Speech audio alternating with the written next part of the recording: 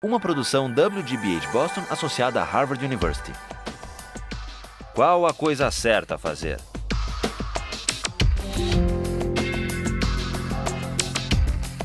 Justice, com Michael Sandel. Today, I'd like to turn our attention and get your views about an argument over the role of markets in the realm of human reproduction and procreation. Now, with infertility clinics, people advertise for egg donors. And from time to time in the Harvard Crimson, ads appear for egg donors. Have you seen them? There was one that ran a few years ago that wasn't looking for just any egg donor. It was an ad that offered a large financial incentive for an egg donor from a woman who was intelligent, athletic, at least 5'10", and with at least 1,400 or above on her SATs. How much do you think the person looking for this egg donor was willing to pay for an egg from a woman of that description? What would you guess? $1,000? 15,000? 10? I'll show you the ad.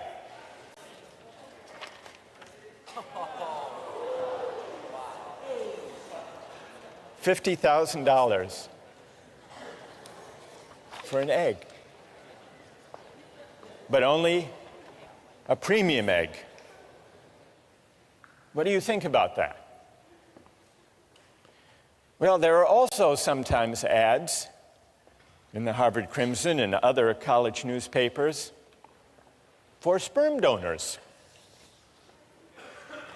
So the market in reproductive capacities is an equal opportunity market. Well, not exactly equal opportunity. They're not offering $50,000 for sperm. But there is a company, a large commercial sperm bank, that markets sperm. It's called California Cryobank. It's a for-profit company. It imposes exacting standards on the sperm it recruits. And it has offices in Cambridge between Harvard and MIT, and in Palo Alto near Stanford. Cryobank's marketing materials play up the prestigious source of its sperm. Here is from the website of Cryobank the information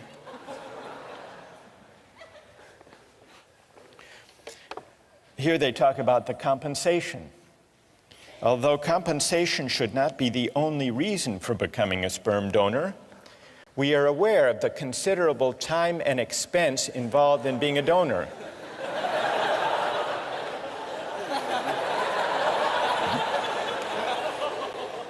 So, do you know what they offer?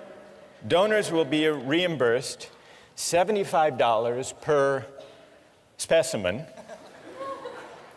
up to $900 a month if you donate 3 times a week. And then they add, we periodically offer incentives such as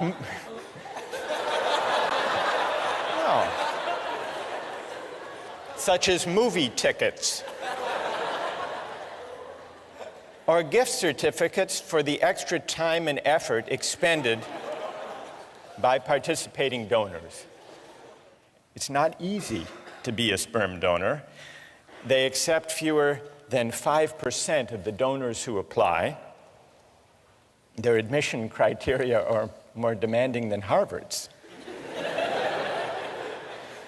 The head of the sperm bank said the ideal sperm donor is 6 feet tall, with a college degree, brown eyes, blonde hair, and dimples. For the simple reason that these are the traits that the market has shown the customers want. Quote, quoting the head of the sperm bank, "If our customers wanted high school dropouts, we would give them high school dropouts." So here are two instances, the market in eggs for donation and the market in sperm,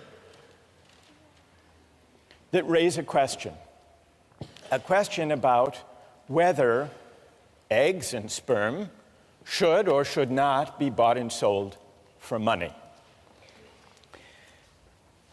As you ponder that, I want you to consider another case involving a market and, in fact, a contract in the human reproductive capacity. And this is the case of commercial surrogate motherhood. And it's a case that wound up in court some years ago. It's the story of Baby M. It began with William and Elizabeth Stern, a professional couple, wanting a baby, but they couldn't have one on their own, at least not without medical risk to Mrs. Stern. They went to an infertility clinic where they met Mary Beth Whitehead, a 29-year-old mother of two, the wife of a sanitation worker. She had replied to an ad that the center had placed, seeking the service of a surrogate mother. They made a deal. They signed a contract in which William Stern agreed to pay Mary Beth Whitehead a $10,000 fee, plus all expenses, in exchange for which Mary Beth Whitehead agreed to be artificially inseminated with William Stern's sperm, to bear the child, and then to give the baby to the Sterns. Well, you probably know how the story unfolded. Mary Beth gave birth and changed her mind. She decided she wanted to keep the baby. The case wound up in court in New Jersey. So let's put aside any legal questions and focus on this issue as a moral question.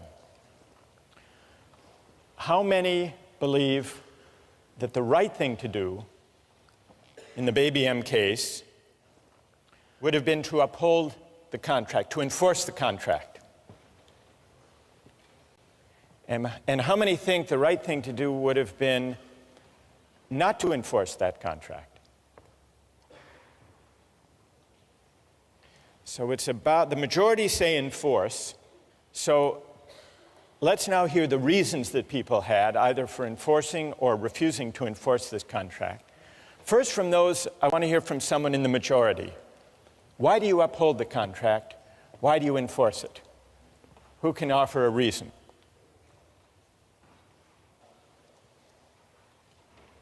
Yes. Stand up. It's a binding contract. All the parties involved knew the terms of the contract before any action was taken. It's a voluntary agreement. The mother knew what she was getting into. All four intelligent adults, regardless of formal education, whatever. So it makes sense that if you know what you're getting into beforehand and you make a promise, you should uphold that promise in the end. Okay. A deal is a deal, in other words. Exactly. And what's your name? Patrick. Is Patrick's reason the reason that most of you in the majority favored upholding the contract? Yes? All right, let's hear now someone who would not enforce the contract. What do you say to Patrick? Why not? Yes. Well, I mean, I agree. I think contracts should be upheld when all the parties know all the information. But in this case, I don't think there's a way a mother, before the child exists, could actually know how she's going to feel about that child. So I don't think the mother actually had all the information. She didn't know the person that was going to be born and didn't know how much she would love that person. So that's my argument. So you would not, and what's your name? Evan Wilson. Evan says he would not uphold the contract because when it was entered into, the surrogate mother couldn't be expected to know in advance how she would feel. So she didn't really have the relevant information when she made that contract. Who else? Who else would not uphold the contract? Yes. I also think that a contract should generally be upheld, but I think that the child has an inalienable right to its actual mother, and I think that if that mother wants it, then that child should have the right to that mother. You mean the biological mother, not the adoptive mother? Right. And why is that? First of all, tell me your name. Anna? Anna. Why is that, Anna? Because I think that that bond that is created by nature is stronger than any bond that is created by, a contract. Good. Thank you. Who else? Yes. I disagree. I don't think that a child has an inalienable right to her biological mother. I think that adoption and surrogacy are both legitimate trade-offs. And I agree with the point made that it's a voluntary agreement. An individual made it's a voluntary agreement. And you can't apply coercion to this argument. You can't apply the objection from coercion to this argument. Correct. What's your name? Kathleen. Kathleen, what do you say to Evan that though there may not have been, Evan claimed that the consent was tainted not by coercion, but by lack of adequate information. She couldn't have known the relevant information, namely how she would feel about the child. What do you say to that? I don't think the emotional content of her feelings plays into this. I think in a case of law, in the justice of this scenario, her change of feelings are not relevant. If I give up my child for adoption and then I decide later on that I really want that child back, too bad. It's a trade-off. It's a trade-off that the mother has made. So a deal is a deal. You agree with Patrick? I agree with Patrick. A deal is a deal. Yes. Good. Yes. I would say that, though I'm not really sure if I agree with the idea that the child has a right to their mother, I think the mother definitely has a right to her child. And I also think that there are some areas where market forces shouldn't necessarily penetrate. I think that the whole surrogate mother area smacks a little bit of dealing in human beings. Seems dehumanizing, and it doesn't really seem right. So that's my main reasoning. And tell us your name. I'm Andrew. Andrew, what is dehumanizing about buying and selling the right to a child for money? What is dehumanizing about it? Well, because you're buying someone's biological right. I mean, you can't, in the law, as it's stated, you can't sell your own child. Like, were you to have a child, I believe that the law prohibits you selling it to another person or selling it. So this is like baby selling. Right. To a certain extent. I mean, though there is a contract with another person, you've made agreements and whatnot, there is an undeniable emotional bond that takes place between a mother and a child. And it's wrong to simply ignore this because you've written out something contractually. All right, you want to reply to Andrew? Stay there. You point out there's an undeniable emotional bond. I feel like in this situation, we're not necessarily arguing against adoption or surrogacy in itself. We're just sort of pointing out the emotional differences. Well, but wait, I mean, it's easy to break everything down to numbers and say, oh, we have contracts like you're buying and selling a car. But there are underlying emotions. I mean, you're dealing with people. I mean, these are not objects to be bought and sold. All right, what about Andrew's claim that this is like baby selling? I believe that adoption and surrogacy should be permitted. Whether or not I actually will partake in it is not really relevant, but I think that the government should give its citizens the rights to allow for adoption and surrogacy. But adoption is not, according to Is the law. adoption baby selling? Well, do you think you should be able to bid for a baby that's up for adoption? That's Andrew's challenge. Do I think I should be able to bid for a baby? I'm not. Sure. It's a market. I mean, I feel like the extent to which it's been applied, I'm not sure if the government should be able to permit it, and I have to think about it more, but... All right, fair enough. Are you satisfied, Andrew? Well, yeah, I mean, I think surrogacy should be permitted. I think that people can do it, but I don't think that it should be forced upon people that once the contract is signed, it's absolutely like the end all. I think that it's unenforceable.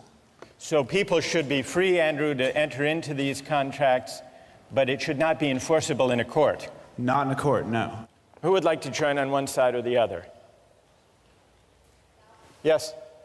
I think I have an interesting perspective on this because my brother was actually one of the people who donated to a sperm bank, and he was paid a very large amount of money. He was 6 feet tall, but not blonde. He had dimples, though. So he actually has... I'm an aunt now, and he has a daughter.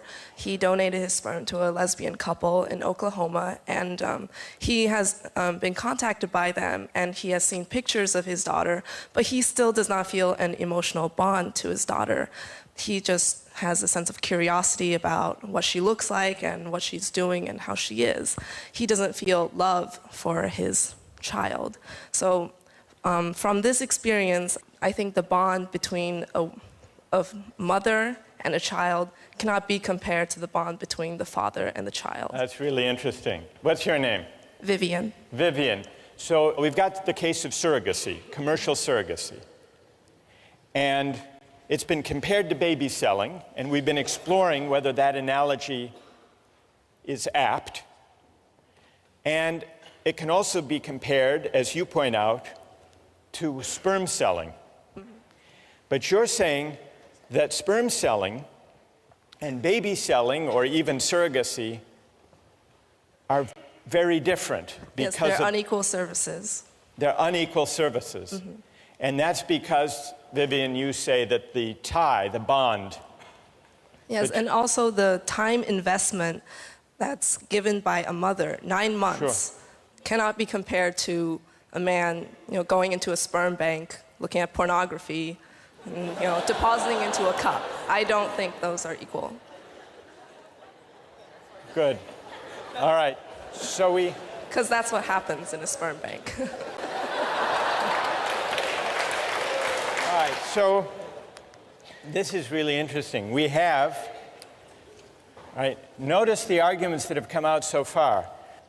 The objections to surrogacy, the objections to enforcing that contract are of at least two kinds. There was the objection about tainted consent, this time not because of coercion or implicit coercion, but because of imperfect or flawed information. So tainted or flawed consent can arise either because of coercion or because of a lack of relevant information, at least according to one argument that we've heard. And then a second objection to enforcing the surrogacy contract was that it was somehow dehumanizing. Now, when this case was decided by the courts, what did they say about these arguments? The lower court ruled that the contract was enforceable. Neither party had a superior bargaining position. A price for the service was struck and a bargain was reached. One side didn't force the other, neither had disproportionate bargaining power. Then it went to the New Jersey Supreme Court. And what did they do? They said this contract is not enforceable. They did grant custody to Mr. Stern as the father because they thought that would be in the best interest of the child, but they restored the rights of Mary Beth Whitehead and left it to lower courts to decide exactly what the visitation rights should be. They invoked two different kinds of reasons, along the lines that Andrew proposed. First, there was not sufficiently informed consent, the court argued. Under the contract, the natural mother is irrevocably committed before she knows the strength of her bond with her child, she never makes a truly voluntary informed decision. For any decision prior to the baby's birth is, in the most important sense, uninformed. That was the court. Then, the court also made a version of the second argument against commodification in this kind of case. This is the sale of a child, the court said, or at the very least, the sale of a mother's right to her child. Whatever idealism may motivate the participants, the profit motive predominates, permeates, and ultimately governs the transaction. And so regardless, the court said, regardless of any argument about consent or flawed consent or full information, there are some things in a civilized society that money can't buy. That's what the court said in voiding this contract. Well, what about these two arguments against the extension of markets to procreation and to reproduction? How persuasive are they? There was, it's true, a voluntary agreement, a contract struck between William Stern and Mary Beth Whitehead. But there are at least two ways that consent can be other than truly free. First, if people are pressured or coerced to give their agreement. And second, if their consent is not truly informed. And in the case of surrogacy, the court said, a mother can't know, even one who already has kids of her own, what it would be like to bear a child and give it up for pay. So in order to assess criticism, objection number one, we have to figure out just how free does a voluntary exchange have to be with respect to the bargaining power and equal information. Question number one, how do we assess the second objection? The second objection is more elusive, it's more difficult. Andrew acknowledged this, right? What does it mean to say there is something dehumanizing to make childbearing a market transaction? Well, one of the philosophers we read on this subject, Elizabeth Anderson, tries to bring some philosophical clarity to the unease that Andrew articulated. She said, by requiring the surrogate mother to repress whatever parental love she feels for the child, surrogacy contracts convert women's labor into a form of alienated labor. The surrogate's labor is alienated because she must divert it from the end which the social practices of pregnancy rightly promote, namely an emotional bond with her child. So what Anderson is suggesting is that certain goods should not be treated as open to use or to profit. Certain goods are properly valued in ways other than use. What are other ways of valuing and treating goods that should not be open to use? Anderson says there are many: respect, appreciation, love, honor, awe, sanctity.